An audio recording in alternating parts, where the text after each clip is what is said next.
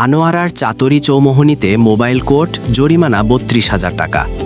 চট্টগ্রামের আনোয়ারা উপজেলার চাতরি চৌমোহনী এলাকায় মোবাইল কোর্ট পরিচালনা করা হয়েছে। আজ ১৫ মার্চ ২০২৬ বিকাল ২টো থেকে ৪:৩০ পর্যন্ত আনোয়ারা উপজেলার সহকারী কমিশনার ভূমি ও এক্সিকিউটিভ ম্যাজিস্ট্রেট দীপক ত্রিপুরা এ অভিযান পরিচালনা করেন।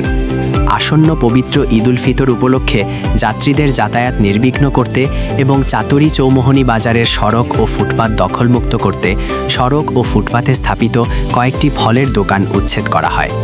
এছাড়া সড়কের পার্কিং নিষিদ্ধ স্থানে বাস ও অন্যান্য যানবাহন থামিয়ে যানজট সৃষ্টি, গ্যাস সিলিন্ডারের অতিরিক্ত মূল্য দাবি এবং সড়ক দখল করে দোকান সম্প্রসারণের দায়ে সড়ক পরিবহন আইন ২০১৮, ভোক্তা অধিকার সংরক্ষণ আইন ২০০৯ ও স্থানীয় সরকার ইউনিয়ন পরিষদ আইন ২০০৯-এর সংশ্লিষ্ট ধারায় ৫ জনকে ৫টি মামলায় মোট ৩২,০০০ টাকা জরিমানা করা হয়।